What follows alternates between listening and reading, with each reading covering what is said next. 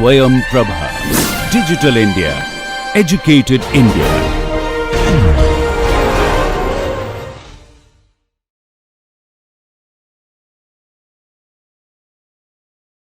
In the previous lecture, we started with a differential pair, and what I told you was giving an example of an ECG measurement where we would like to remove the common mode signal and only measure the differential signal between the two inputs, positive input and a negative input. And that is one of the most critical functions of analog circuits because it removes the common mode noise. Generally, these common mode noises, for example, a hum due to the power line, these are so large that they can swamp out your sensitive amplifiers. So we would like to remove these large signal inputs before even they get amplified at the source itself, and that's where the differential pair comes in to help. Other thing I did not mention yet is what am I doing? Why are we doing all these things? We talked about current sources, we talked about differential pair. So I kind of hid that information from you so far, but I think from the questions it's clear that you really need to know the motivation for all these things. So before, just at the beginning of the course, we started with an op-amp design, if you remember. Now things will be clear, because what we are trying to do is build an op-amp, and you use the op-amp in your lab. At that time, we talked about op-amp as a black box which will amplify differential voltage between the two inputs, if you remember that. Now suddenly things will fall in place. Also, we need large gain, so we are trying to figure out how to get large gain. So today's lecture will be continuation of using the differential pair and then analyzing it further. And during the op-amp experiments, you were exposed to various terms like common mode range or common mode rejection ratio, or input DC offset voltage or DC offset current. So all these things we are going to slowly start looking at from the device point of view, meaning the transistors which make up the op-amp, and then slowly we will build to the final thing, which is an op-amp by end of these next couple of lectures. All right, so let's get back to our blackboard. In the lecture, I talked about virtual ground. Again, it was a little bit hand-wavy explanation, but it was just to get you warmed up to the idea. And in this particular lecture, we will kind of walk through that in detail. And this particular concept is used in many circuits, and you should learn how to identify them so that the analysis part becomes easier. So let's draw a simple diff pair, which is MOSFET based, output load resistors. And you should also practice drawing all these circuits. I've been telling you over and over again, because once you start drawing them, then you will be able to quickly understand them better too. So here is our diff pair. These are two output resistors RD, transistors M1 and M2. When you apply voltage VCM at the input, okay, this is VCM. And this is also VCM, let's say, and so then we know that the output is going to be biased at if this current is too high, then the output will be biased at VDD minus I times RD. So both outputs will stay at that. Now let's say I apply a voltage delta V, which is going from VCM to plus delta V. By plus delta V. So this is a delta V steps, okay, and then on the other side I'm going to apply a step which is VCM minus delta V. I'm applying common mode voltage of VCM, that is not changing, and then I'm only applying differential input, which is plus delta V on one side and minus delta V on other side. So this is a fully differential input that we are applying, and we are trying to figure out how this diff pair behaves in presence of differential input only. And then based on that we can we can figure out how to quickly analyze the circuit. Let's call this node tail. As I said, this 2i is called the tail current source. The tail node, we expect, let's say, we don't know right now. Let's say originally it was sitting at V tail, and let's say it moves up by delta V tail. We don't know if it will or not, but let's just assume for the beginning that it moves up by delta V tail.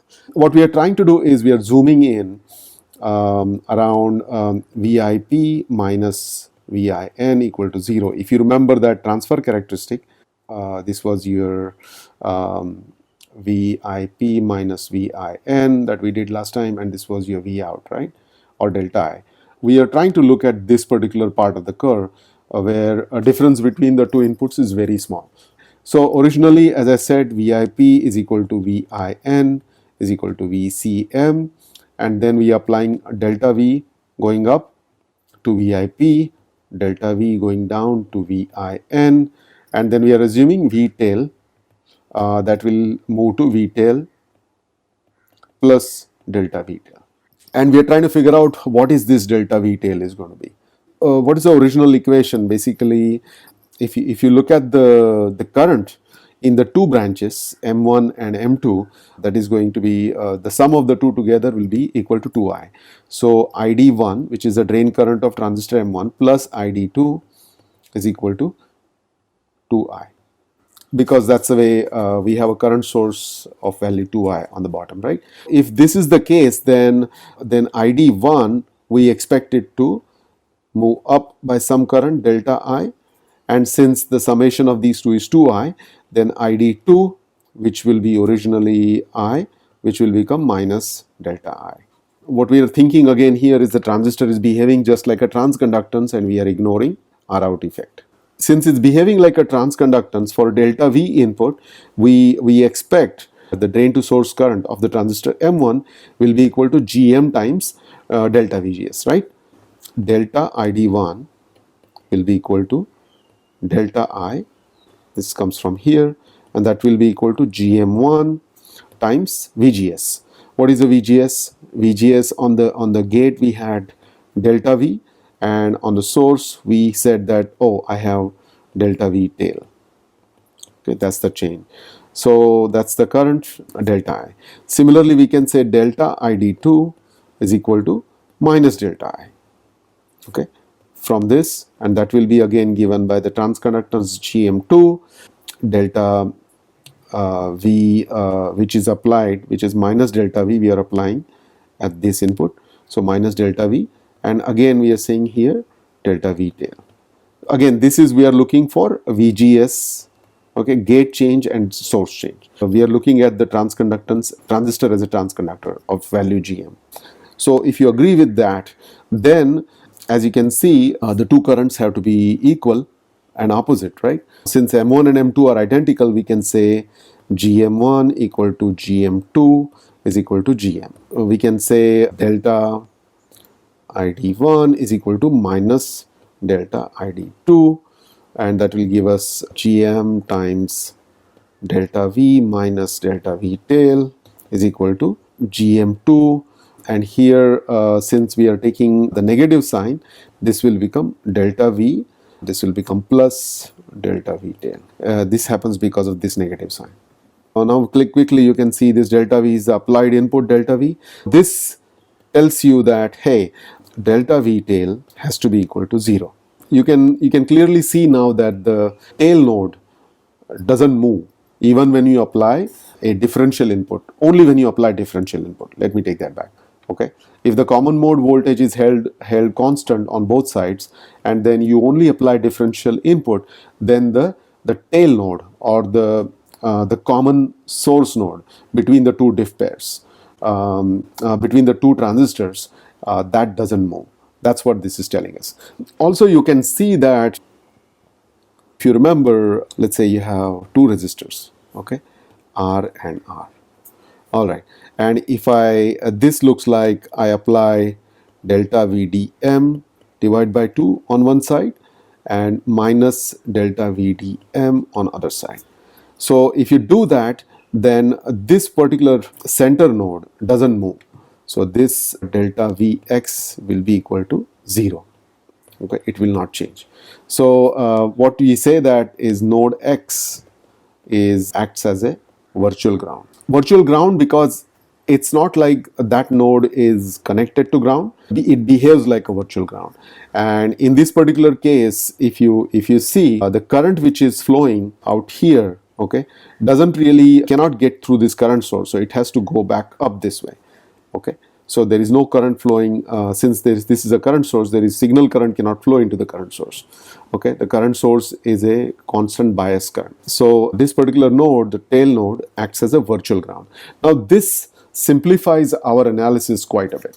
Okay, and let me explain how so. The same analysis you can do it for the BJT diff pair on your own also, and the same analysis holds true. So I'm going to go back and forth between BJT as well as MOSFETs, but I may not cover, if the analysis is identical, then I may not cover the exact same analysis for each case, because it's a lot of repetition and you might just get bored and fall off your chair. Let's keep it interesting, but you should manually try to do it yourself, analysis for each type of device.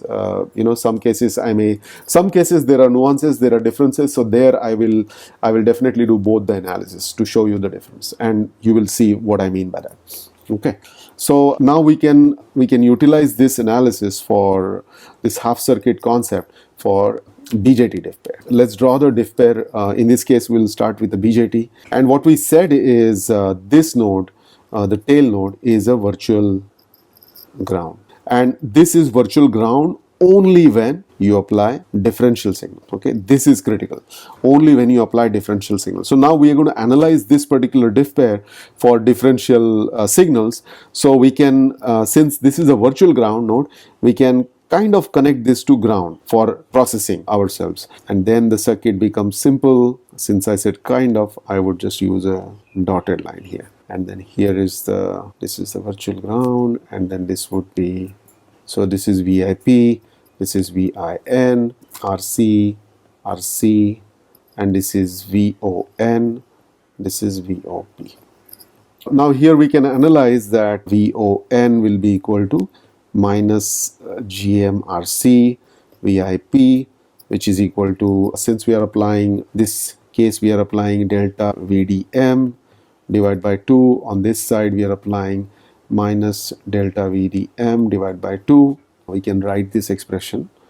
This will be equal to VON will be minus GMRC delta VDM divided by 2, and VOP will be equal to minus GMRC and VIN, that will be equal to minus GMRC, and this will have minus delta VDM divided by 2. So if we look at VOP minus VON divided by VIP minus VIN, which is our voltage gain, and what would that be equal to? This you can clearly see it will look like GM times RC. Note that GM is the transconductance of a single transistor, each transistor. Alright, so here we would say Q1 and Q2, Q1 and Q2 both will have same GM, which will be I divided by VT. So this will look like I divided by VT times RC, and this we have done it before, because this IRC is the voltage drop across this resistor, and then VT is 26 millivolts. So from this we can calculate the gain. This analysis holds true when we are doing analysis for differential input signal. Now we need to figure out what happens for common mode signal also, because a real signal will have both common mode signal as well as a differential signal, and we can apply superposition to both and then figure out the combined response, right? So we, in this particular case, we only applied differential signal, and we figured out that the tail node looks like a virtual ground. So then I can simplify the circuit as shown over here, and then we calculated the gain to be GM times RC. And note that we did not have negative sign here, because we have already, the negative sign has been taken care when we label the nodes. Okay, for example, if this is VIP, then this is labeled VON, so the inversion is already taken into play.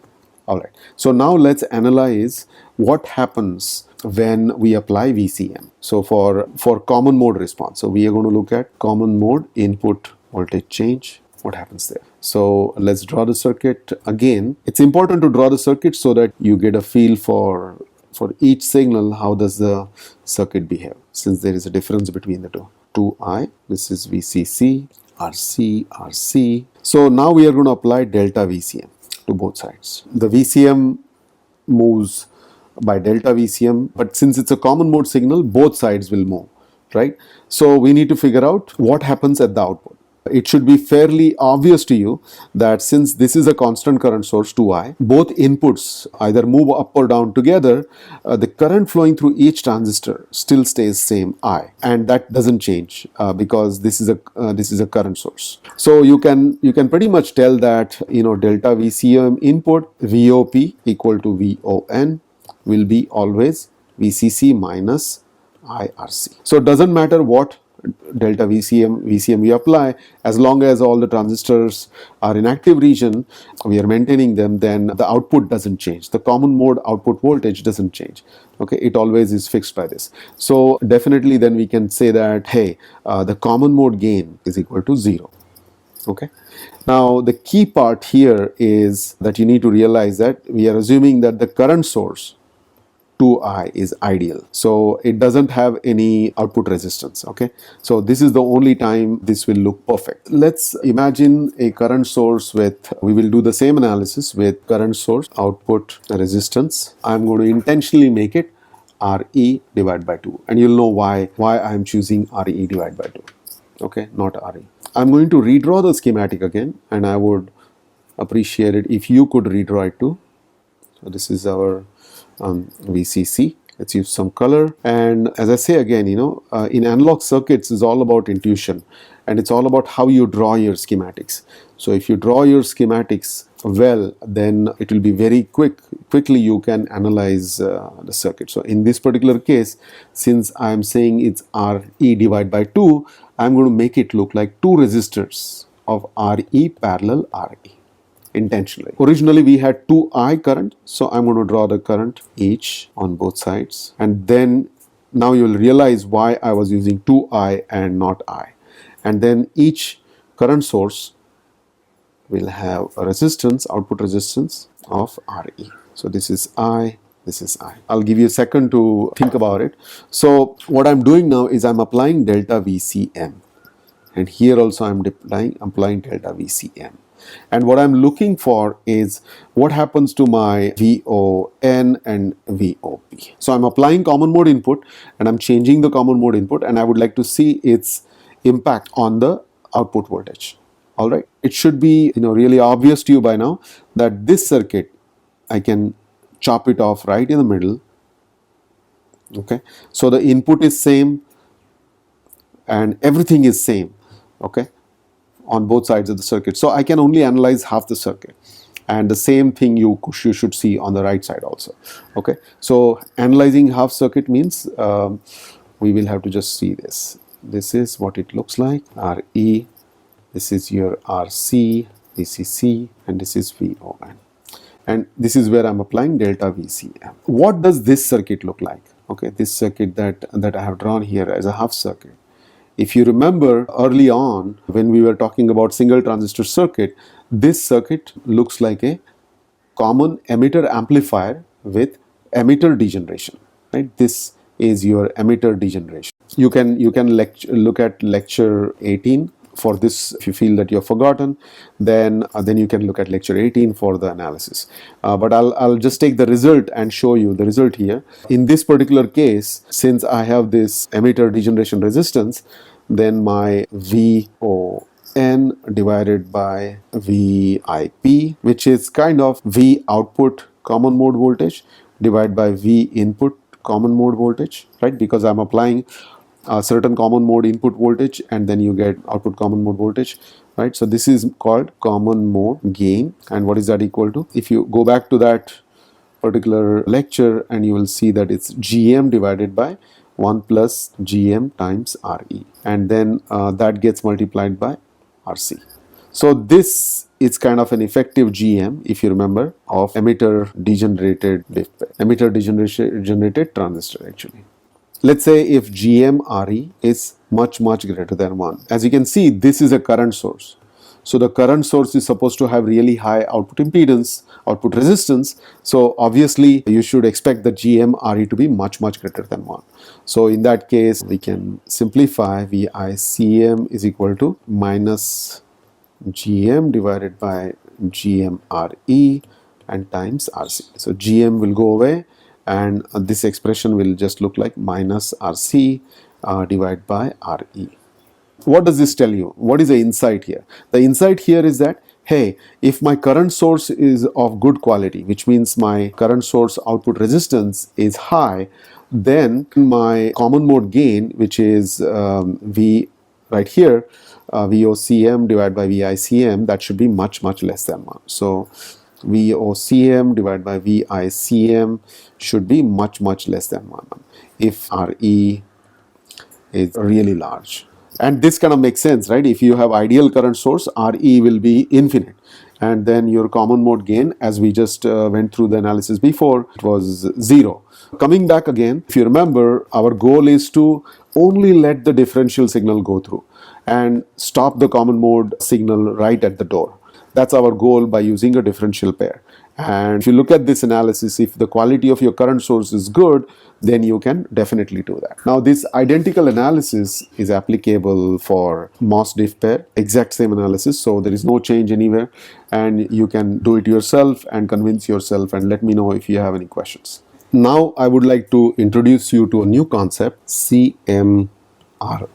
This is called common mode rejection ratio. Let's start with a simple block diagram representation, plus, minus, and here is your output. So at the input, we are applying VCM plus VDM divided by 2, and at the other input will be VCM minus VDM divided by 2. So, and then say this is your output, V output. So this is this particular amplifier in this particular case is differential input and then single-ended output. This is important because I'm going to compare the two cases so that you can represent this accurately. Many people get confused between the two cases, which is single-ended output versus differential output. So let's go through the details. So the output here, V out, will be equal to ACM times VCM plus you will have ADM times VDM. So it's a superposition theorem that we are using. Whenever you apply VCM, then you will get common mode gain ACM, and if you apply only differential signal, then you will get differential gain ADM along with the differential signal. So this part, if you remember from the examples that I told you earlier, is the undesired portion, and this part is what we desire. So common mode rejection ratio is it quantifies the ability of an amplifier to reject the common mode signals. So it's given as CMRR is equal to ADM differential gain divided by ACM as a ratio. And if you want to look at CMRR in dB, which is the way it's always measured, is 20 log ADM divided by ACM. And the reason we take mod is we don't care about the inversion or negative signs anywhere in this analysis. Let's see what's the significance of this, right? So a good amplifier, let's say the one you're using for ECG measurement or some other measurement of sensitive signal, then you want the differential gain to be as high as possible and common mode gain to be as low as possible. So this number has to be as large as possible, CMRR. So CMRR of 10 means, let's say CMRR of factor of 10 will give you 20 dB. And so we want the CMRR to be as high as possible. This is okay when you're looking at only single output, okay, one output. What happens when you have a fully differential amplifier? Let's go through that as well. So what does fully differential or amplifier with differential outputs? So when you have an amplifier with differential outputs, there is a small nuance that you need to take care of. And VIP, VIN, this is minus and plus. So this would be VON and this is VOP. Again, I'm applying the same input, which is VCM plus Vd by 2 minus Vd by 2. Okay, same as before. And what you would see at the output, VOP and VON, is you will see this expression, VCM, ACM times VCM, and then you will see ADM, and then you'll see VDM by 2. Same thing over here, ACM, VCM plus ADM, and here you'll have VDM by 2 minus VDM by 2. The point here is, interestingly, I think I have made a mistake. This should be negative and this should be positive, because this is the positive output. And then on top of this, you will see something called ACM DM times VCM, and here you will see minus. Let me do the signs again. This should be minus, should be plus, ACM DM VCM. This may look complicated, but hang on, I'll peel it slowly for you. So what does the first term mean? First of all, let's go through this. In the single-ended case, when VCM went up, the output also moved, right? We are only applying VCM and the output is moving. Now, when I'm using the single-ended amplifier, I have no way of telling if I have a differential input or common mode input just by looking at a single output. If V output moves because of the common mode signal, then it's going to corrupt the signal that I'm going to sense, because I only have one output, and that output I'm expecting that only VDM should make a difference. So in this particular case, the ACM, which is common mode gain from both the inputs to the output, becomes undesired. Now in this particular case, what will happen is, when we have differential outputs, is if this VIP and VIN both move up by, let's say, a certain value. Let's pick a number. Let's say move by 10 millivolts. And now, because of the common mode gain, ACM, this will move up and will also this move up.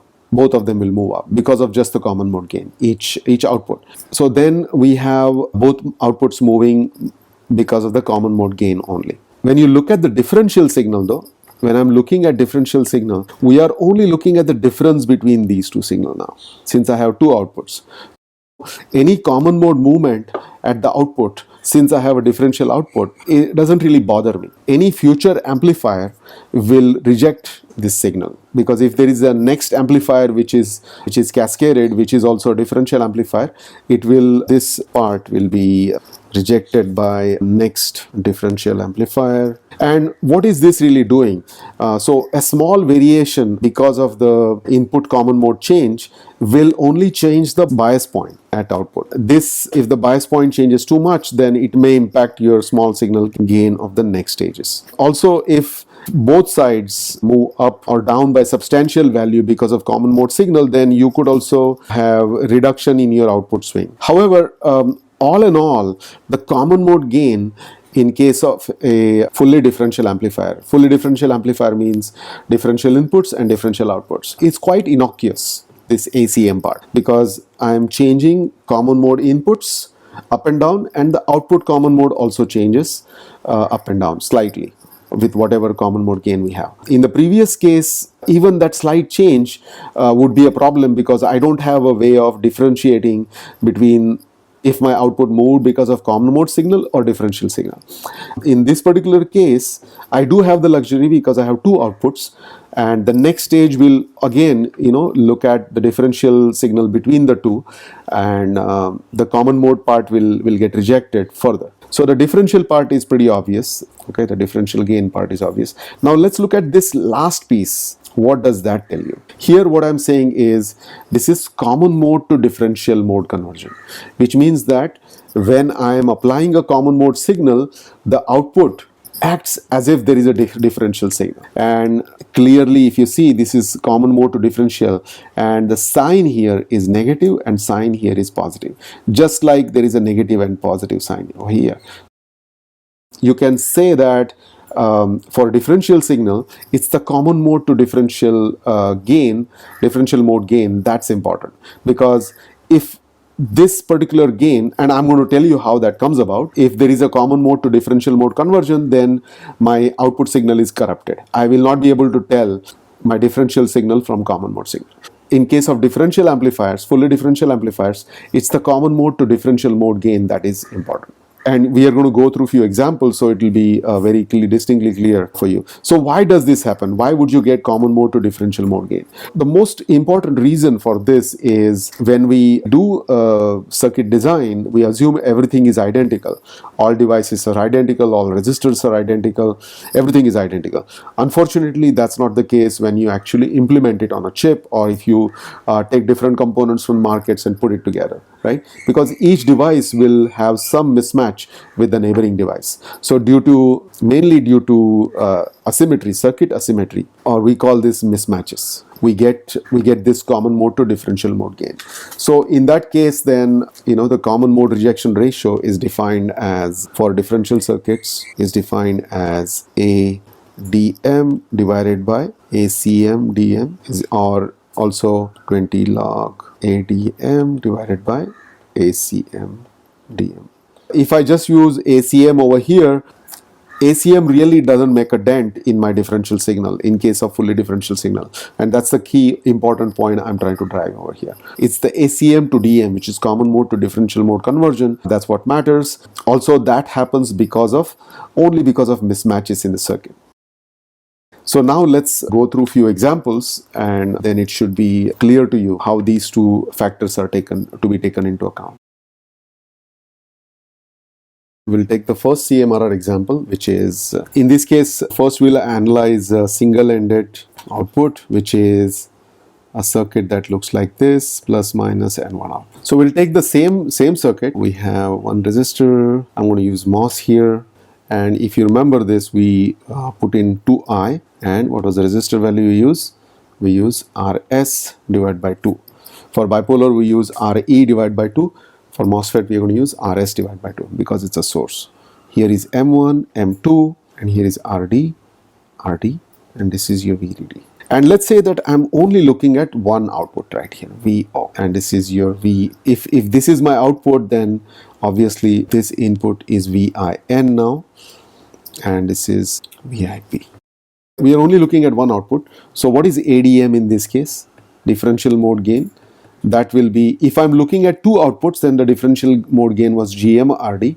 But since I'm only looking at one output, it will be, differential gain will be GM-RD divided by 2. Why this factor of 2? You should convince yourself. Now, what is the common mode gain? ACM in this case. So if you remember, we did the common mode analysis. We split the circuit in factor of 2. And in this particular case, we have source degeneration. With the source degeneration and with the approximations that we did, this should look like RD divided by RS. In bipolar case, it came out to be RC divided by RE, if you remember. And we said that if the current source is good, which means that RE is very large, then this ACM would be very small, should be small. Okay. Similarly, if the RS is large, which means that this current source is perfect, ideal, then ACM will be close to 0. So now let's, in this case, figure out what is our CMRR. CMRR is given by 20 log ADM divided by ACM, which is equal to 20 log GM RD divided by 2 times RS divided by RD. RD goes away. CMRR will be 20 log GM RS divided by 2. Your common mode rejection ratio would be large if your current source is ideal. RS is as large as possible. So this is what your expression for common mode behavior would be. Now let's take the point of differential output. Okay, so we have differential input and differential output. We'll use the same circuit. Things get really interesting when we use differential output. Since I said in the previous lecture, if everything is matched, if all the devices are identical, then you will never get any common mode to differential mode conversion. So only when there is a mismatch on either side, then you will start getting common mode to differential mode conversion. So let's assume that only resistors are mismatched. Okay, so here we have RD and this is RD plus delta RD. So this is your VOP, this is your VON, and VIP and VIN, M1 and M2. If we consider what is a common mode output for both sides now, let's see VON divided by VIP, and this is only happening for common mode signal, is equal to, what was the gain? If you remember, this was a source degenerated amplifier, right? So then this is going to look like minus RD divided by RS.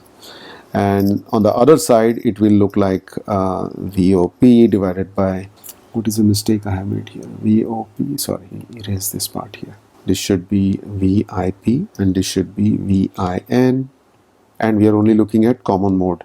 So in this case, since I have, instead of RD, I have minus RD plus delta RD divided by RS. Okay, so I'm just figuring out. So now you can clearly see that common mode, if both the inputs go up, let's say, the output on the left will drop down, but the output on the right will drop down further. And now you can clearly see that because of the mismatches, that there is a differential signal at the output which is generated because of this delta RD. What is the VOP minus VON divided by VCM? And this would be your ACM DM. This is differential output and this is common mode input. Common mode, and this is your differential. Let's write that. So what would that be? That would be equal to, if you subtract these two, then you should get minus delta RD divided by RS. So this is our common mode to differential mode gain. So now in this particular case, what would be our CMRR? Common mode rejection ratio will be 20 log ADM divided by ACM to DM, and that would be equal to 20 log GMRD divided by delta RD, and that gets divided by RS. What does that? We will rearrange that so that we are familiar.